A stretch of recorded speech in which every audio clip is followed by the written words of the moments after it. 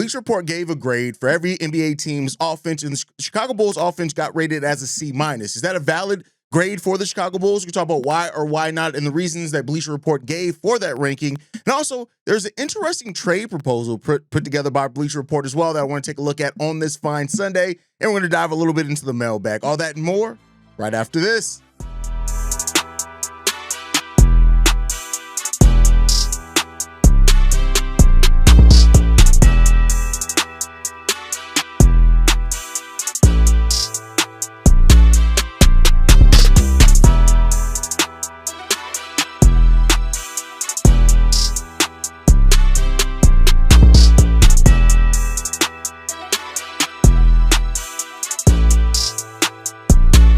What's going on, Bulls fans? Welcome to another episode of Chicago Bulls Central, your number one spot for everything Chicago Bulls related. I'm the host there, Hayes, but more importantly, you guys can follow the channel at Bulls Central Pod on every social media platform we happen to be on. With that said, let's go and get into this content for today, y'all, and let's start off with Bleacher Report giving grades out for every team's offense, and they gave the Chicago Bulls a C-. And they also, what I do like about this is they gave reasons why the Bulls offense could thrive and reasons why it could struggle. Let's start for the reasons why they listed the Chicago Bulls offense could thrive. They said this: there's a lot of motivation from Coby White to ball out this season heading into free agency next summer. He's averaged a career high 20.1 points per game last season and should maintain a large role with Zach LaVine gone. Josh Giddey played well down the stretch and gives the team a pass-first guard forward who likes getting everyone involved. Trey Jones signed a new 3-year deal to return as well. Let's start off with the reasons to thrive, right? I like what they pointed out here. Coby White is going to have, he's coming in, this is Coby White's first season that he's coming in as probably the main scoring option for the Chicago Bulls. This is the first year that he's able to say that. And this is a big step potentially for Coby. I had a whole episode a little while ago for anybody who's kind of interested in the numbers for Coby. Coby already ranks in the top 10 to 12 of basically every statistical category for his position at the shooting guard. It's a little bit different if he was playing point guard, but with going to shooting guard, things have looked really up for Coby White. If Coby White can just make an extra bucket a game, that not only puts him in the top 20 of scorers in the NBA, but that puts him in one of the top shooting guards. If he gets up to 25 points per game, he'll be one of only a few players that does that each season in the NBA. So this is a season where Coby White's motivation offensively, not only is the role going to be there from the start of the season, the motivation to get paid is going to be there. And then also, just if the Bulls want to win, Coby White scoring is going to be a hugely important part. Of course, you need Josh Giddey's playmaking. You need the rebounding from both of those guys. Coby and Josh Giddey are the engines of the offense. Josh Giddey may be the orchestrator of the offense, and Coby White is the scorer of the offense, but they both do a little bit of things. The overlap in skill set from Coby and Josh Giddey as far as how they create for others off drives and things like that is going to be really important to watch this season. And, I was in the comment section talking to somebody based off the episode yesterday, and this is going to be a really important season to show what the backcourt of Josh Giddey and Coby White can really look like for an entirety of a season. There's a lot to prove there, and we'll see how that happens and how that evolves over the course of the season, and it's going to be fun as hell to watch. And so outside of them, though, right, like this team has more balance offensively than what it has ever had before. And you're still going to need people to step up and make threes. Kevin Huerter, Isaac Okoro, you're looking for those guys. Ayo Dosunmu is going to have to also be consistent offensively this year. And then the growth from Modest Buzelis. The Bulls play a fun brand style of basketball. It's fun to watch. How successful can they be while having fun in that? That's going to be one of the biggest questions for this Bulls team heading into this year, and one that hopefully Billy Donovan and this team is up for. And if Vooch does what he does last season as well, I know for some reason Vooch gets a lot of hate here, but for what he is offensively, Vooch is a big part of why the Bulls can have a half-court offense. And I know he brings his limitations defensively, make no doubt about that, but he's also going to have a big role in this offense. So the reasons to thrive and the reasons why the Bulls offense could thrive is all there. One of the quickest teams as far as pace. Pace doesn't necessarily mean that you're successful, but pace, up there in three-point shooting, three-point attempts, three-point makes, the percentage needs to improve, and we'll see what happens with this Bulls team. But there are reasons to believe that this is going to be a fun offense, at least for the Chicago Bulls this upcoming year. Now, for the reasons why they mentioned struggle, they say this: trading Lonzo Ball for Isaac Okoro has its defensive advantages, but the latter does little with the ball in his hands and isn't a respected outside shooter. We'll talk about that. Vucevic will turn 35 before the start of the season and is prime trade or buyout candidate if the Bulls struggle out the gate. As good as White has become, there's no offensive alpha for this team to go to when it needs a basket. And I think that some of that is fair. Now, one could say this, like at some point, I think people need to upgrade their narratives on Nikola Vucevic. Vooch, while yes, he is going to be 35, Vooch's offensive game is not based off athleticism. And I think Vooch is going to stay a double-double threat until he retires in the NBA. Of course, the scoring may go down. As of right now, 18 and 11 is basically what you look at and what you expect from Nikola Vucevic, and it's what he's consistently shown that he can get. And there are going to be some games when the matchup and the Bulls can actually get him the ball, which is where Josh Giddey comes in at, where it's going to help him tremendously as far as still be able to be an offensive thing. I don't know if I see Vooch to be enough for the offense to struggle, right? I think, I don't see Vooch taking a big step down or slide or anything like that, and thus, I don't get where listing Nikola Vucevic as a reason why the Bulls offense could struggle. Even in the quick pace, Vooch was one of our most consistent players, and he adapted about as well as you can expect. I'm not saying he's perfect in a more up-tempo and quicker pace team, but when you look at how he played in that, it's about as good as you can expect, and he's already shown that he can adapt to it. So, that's my thought process in it. Listen to Lonzo Ball for Isaac Okoro swap, to me, screams of a writer that was looking for something to write and wanted to get Lonzo Ball's name in there. Lonzo wasn't nearly there enough for me to think that with Isaac Okoro and his three-point shooting being about what Lonzo Ball gave you last year, to think that is going to be some huge negative side on it. What I look as a reason why the Bulls offense could struggle is the half-court offense. And I'm surprised that was not mentioned here in this article. That's where things can get a little iffy at times for the Bulls, even last year, especially when teams went to different types of zone defenses or hybrid zone defenses. It caused the Bulls quite a bit of an issue when it came down to that at all times in the season. It happened earlier in the season with Zach LaVine here. It happened after the March run. It happened in the play-in. When you get this team and the shots aren't falling on the perimeter and you get that zone defense going, that's something that's really here. And the Bulls haven't done enough in those areas, to me, that clearly states that that's not going to still be a problem for them going into next season. And so because of that, that's kind of the bigger thing that I'm looking at with this team. And I'm like, this can be a pretty big issue for the Bulls. And as teams figure out the Bulls, now that they have that blueprint, because we're returning basically the same team as last year, so you've seen how the zone defense can affect this team.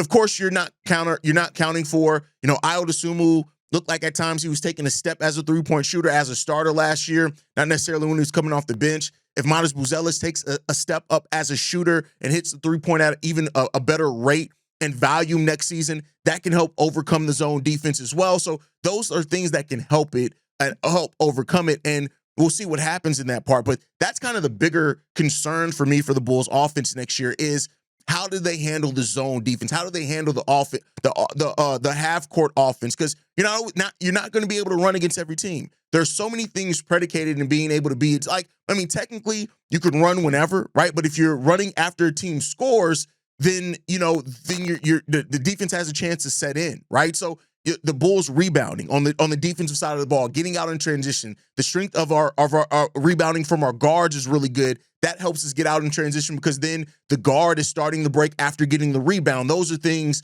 that help with that. But that's something that I'm looking for next season for the Bulls offense, that I'm just like, it could be a problem here. Now, growth of players is the thing that you can never really account for. I think also Noah Essengay as a lob threat, if he does get in and he is that lob threat, can help with that a little bit too. And so those are things that could help the Bulls overcome that. I'm not saying that they're going to be perfect. I'm not saying they're going to be 1 for 1. I'm not saying that they're going to be the end-all, be-all. But if you're looking for reasons why the Bulls offense could struggle, that's kind of what I'm looking at next season, as well as the streakiness. Like Coby and Giddey finished the season extremely strong, both of them.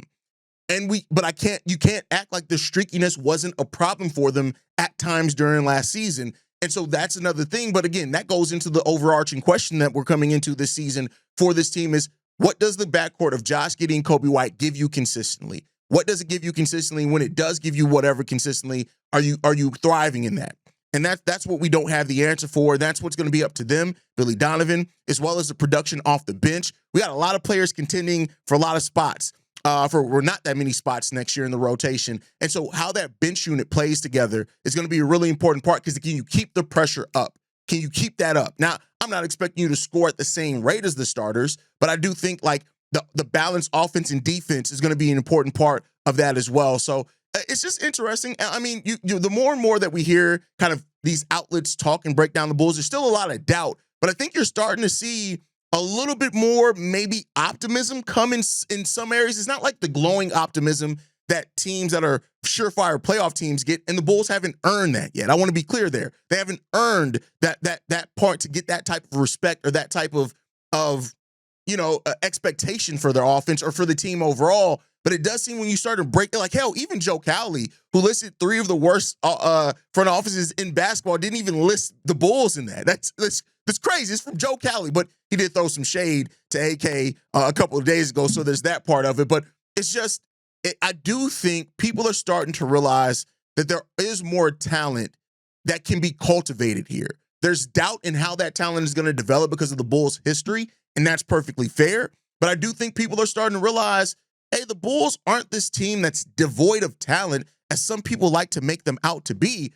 The question is, coaching, is the front office going to continually make the right decisions, right? And are they going to continually make the necessary steps to get this team to the next level? Because this is the path that they're going on. They're not going down a tanking path. Therefore, you got to be smart. You got to be intentional, but you got to move correctly in how you want to improve this team.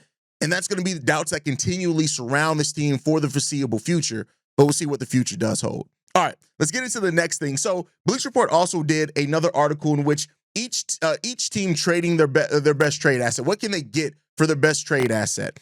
And the trade that they offered for the Bulls was terrible. But the Bulls were involved in another trade for one of the Minnesota Timberwolves' best trade assets that I actually would love for the Bulls. I actually think that's a better deal for the Bulls than it is for the Minnesota Timberwolves. But for the Bulls, they said that the Bulls could trade Coby White to the Heat for Nikola Jovic and Simone Fontecchio. Now, here's the thing. Fontecchio does bring some similar things that you are looking for in theory to Coby White. He's not nearly as proven as that at all. And Nikola Jovic at this point, if we didn't have Modest Buzelis, I can understand presenting that more. He's a guy that's 6'10". He can make some shots. He's a solid ball handler. But aren't those things that we're looking for Modest to grow from? And I do think that Modest is already kind of more advanced than what Jovic was at the same age. Now, he did show some things at the end of the season, did Jovic, as did Modest, but we don't need that. Now, I mean, you could make that thing if you were trying to go these versatile forwards, but that's why the Bulls drafted Noah Essengay, right? They see him as a forward to do that. So I don't see the Nikola Jovic part of it. Then the Fontecchio part of it is that, yeah, I mean, listen, this is a guy that does have potential of being a shooter, right? 40% from three in 2023, 24, 25 is down to 33.5%. And so it's just, this isn't a move that to me really does much for the Chicago Bulls. But then when you get into the move that in the same article, they talked about for the Minnesota Timberwolves, that's where you start finding yourself in, this is actually a deal that I think would actually help the Bulls if they decide to move on from Coby White. Again, all this is predicated upon the Bulls decide to move Coby because they don't want to pay to keep him. And that was Dante DiVincenzo and Rob Dillingham for Coby White. Now, Rob Dillingham, we already know what he was drafted to be. He hasn't been in the league that long, only 20 years old. He still has some two-way upside that people are looking for him from. But keep in mind, this is a guy that as a sophomore averaged 21 points per game, 5 assists, 4 rebounds, 2 steals. The two-way potential of a Rob Dillingham, even with his size, only 6'3", 175 pounds. I mean, he may be more than that now. That I think that's his drafted weight. But he still is a guy that offers tremendous upside. And I would say this as well, Dante DiVincenzo would on paper be a solid fit next to Josh Giddey in that backcourt. Now, I know for the people that say, hey, the Bulls are building one of the widest starting lineups in the league, there you go on that one. And while I'm not saying that this is a deal that if they called up, I'd want to just trade Coby for this deal outright. But depending on the situation, how the Bulls feel about Coby White's contract extension, what they feel like Coby could, and we keep in mind, this is not the first time we've heard that the Minnesota Timberwolves have been interested in Coby White. We heard that at the trade deadline as well last year, and Coby playing off Anthony Edwards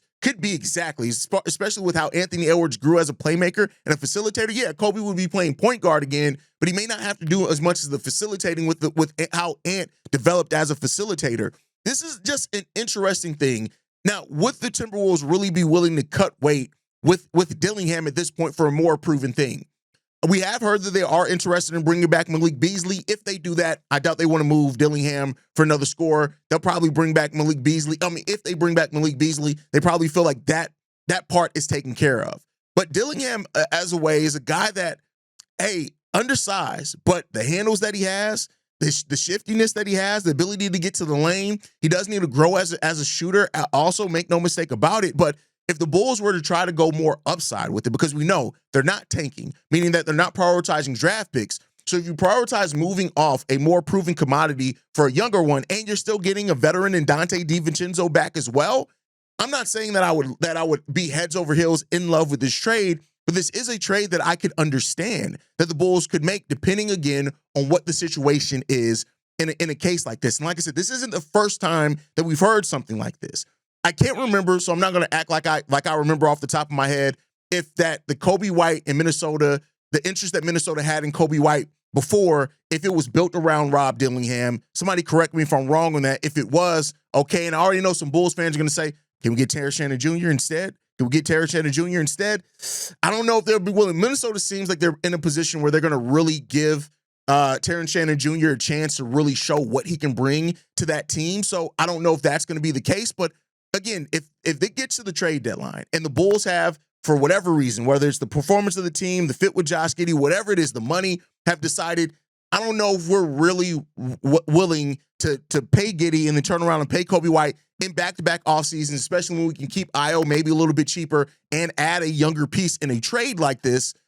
I don't know if you're going to get much better trades than this that kind of get you somebody now, Dante DiVincenzo, who can score a little bit, do some shooting for you now, and a guy that you can develop in Rob Dillingham that fits the timeline of Modest Buzelis, Noah Essengay, and then it would be Rob Dillingham as the players as you're looking to develop to kind of be that young core that you trying to see if it's somebody that if players you could just build with or build around in the future. So it's interesting. Again, not saying it's crazy, not saying it's the most amazing deal, but I want to turn this one over to you guys. Hearing this from Bleacher Report, if this were a trade that were legitimately presented at some point between now and the trade deadline, how would you feel about this deal? If the Bulls took it, do you think the Bulls should take it? Do you think the Bulls should absolutely turn this deal down? Let me know what you guys think on that down below. With that said, let's move into the mailbag for today. It is Sunday. That means it is mailbag day. Only one voicemail today. No, it's holiday weekend, so it is what it is there. But let's get into this one, man. This one's from JC. Hey, what up? This is JC from the 219. I just want to leave one little comment about some things. We're seeing a lot of people bringing up the Josh Giddey contract situation. They're trying to compare it to Jimmy Butler's same, RFA year, with, around that time where, D Rose was hurt. People got to understand, man, when Jimmy Butler was going through his contract situation with the Bulls and they was apart by like $2 million, Tom Thibodeau was a little bit, at odds with management around that time, but not as bad. But people got to remember, man, Thibodeau, he put that ball in Butler's hand. He ran damn near every play for Butler, to really really take the next step scoring-wise, and they're forcing the Bulls out to pay Jimmy that max contract.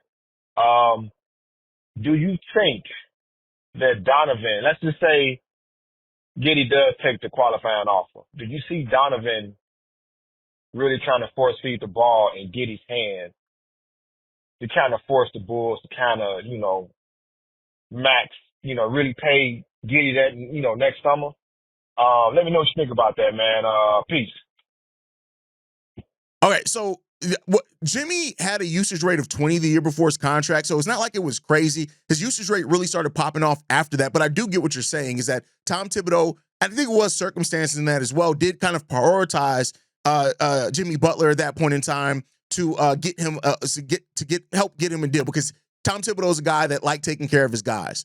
The question that you asked is, would Billy Donovan do something like that? I think it's too late. I think that if Billy was going to do that, he would have had to do it last year. The contract's up now.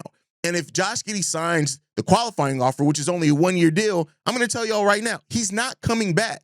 It's not happening. So at that point, I don't know what you really gain from it at that point in time. So, and keep in mind, Billy also, part of the reason why Billy is still here as well is because of Billy's relationship with the front office, that he is collaborative with this front office, which means that he's locked in with whatever the hell they do and their plans are. So I don't see Billy doing a Tibbs where he kind of goes against the front office or puts the front office in a situation where they have to do something that maybe they didn't want to do, mainly because Billy Donovan and this front office are so locked in tight to what they want to be in the direction of this team that they agree on.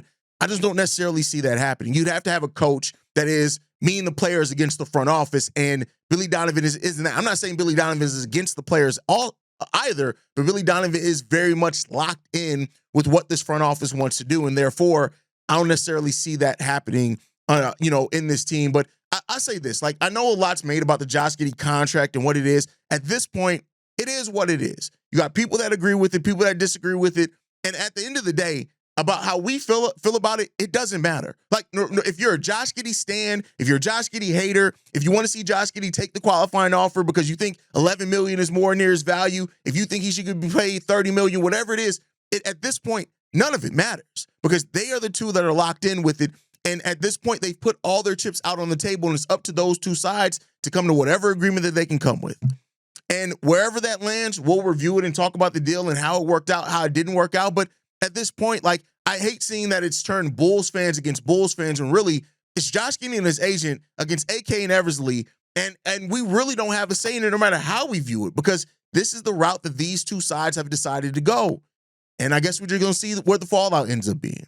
But that's my time for today, guys. Thank you guys so much for tuning in. Make sure you guys are following us at Bulls Central Pod. You can send us any feedback, questions, comments, concerns, bullcentralpod@gmail.com. Lastly, if you want to leave a text message and our voicemail for the mailbag, the number to do so, 773-270-2799. We are the #1 spot for everything Chicago Bulls related, but that is thanks to you, lovely and beautiful people. And like I like to end every episode on, go Bulls. Love you guys. See you right if you can, y'all.